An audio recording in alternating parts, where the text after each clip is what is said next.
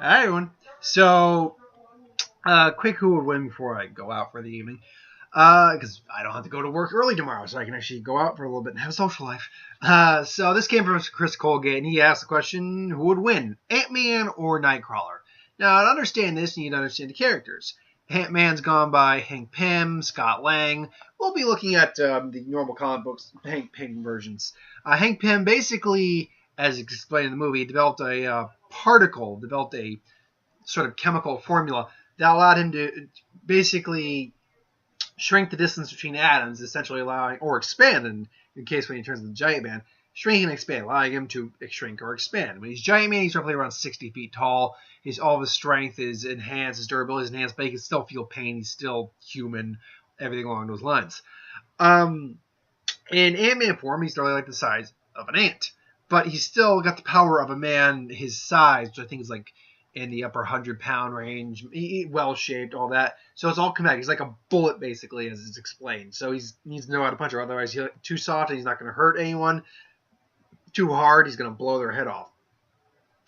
Also, he's got a few discs on a few items that he can basically use to shrink and expand items at will.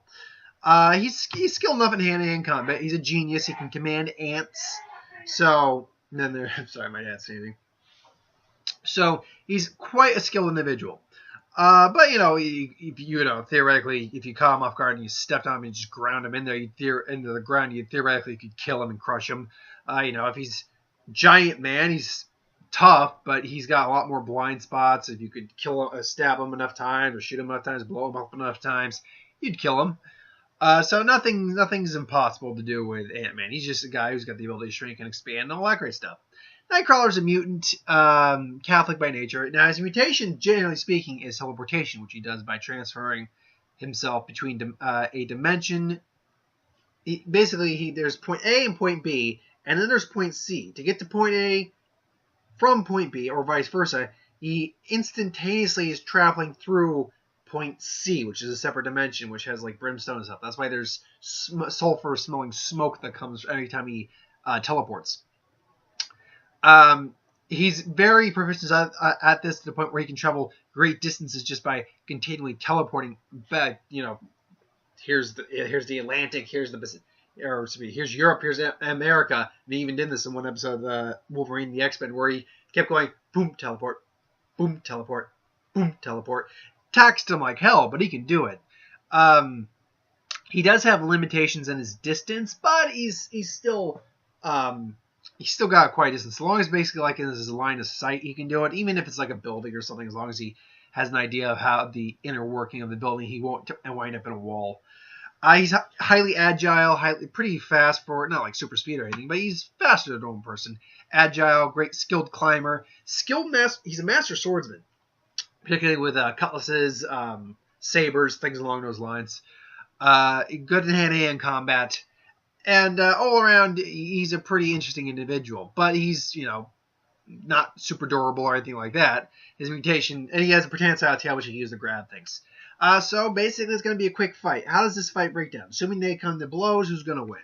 And I'm going to tell you right now, without really going into any scenario, it's going to be probably Hank Pym. The reason I say that is because, they're going to, immediately Hank Pym's going to shrink down. Maybe Nightcrawler can, get away from him a little bit. But if you're talking about them trying to beat one another in a fight, Hank Pym is a lot harder for Nightcrawler to find, whereas Nightcrawler is not as hard for Hank Pym to find, because Nightcrawler never changes his size, mass, or anything like that. He might disappear for a while, but he could still be found without difficulties, particularly since Ant-Man has Antsicle. He has Insectsicle that can monitor the area so that he can find out where he is, whereas Nightcrawler can't keep track of Hank Pym very well at that size. And then let's say he does find him in that size, he can't really cut him very well, because he's got to be able to hit him hit a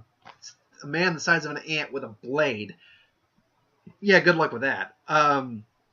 Might be able to hit him with the flat side of the blade, but that's not really going to hurt much.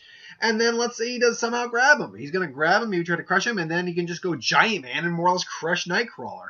Nightcrawler won't have enough time to react, basically. So, I mean, is there a way Nightcrawler wins? If he can maybe... If it's Giant Man versus Nightcrawler, theoretically, yes, there's a way he can win. Now, that being said, there's also a possibility that if he grabs grabs Antman, and like maybe near a large body of water, like the ocean, and he goes like 2 miles out into the ocean, and then just throws Hank Pym into the water. Theoretically, he could drown Hank Pym because even as giant, I mean, but that wouldn't really do anything because he could turn into Giant Man, float like a giant whale, and just backstroke back. So that's not going to be very useful.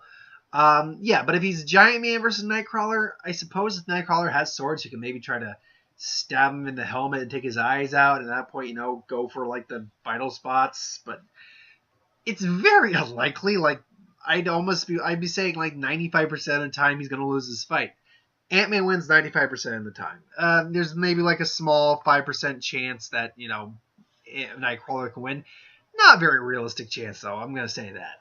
But anyway, this was a short one. It was easy for me to do, so that's why I decided to do it for Mondays.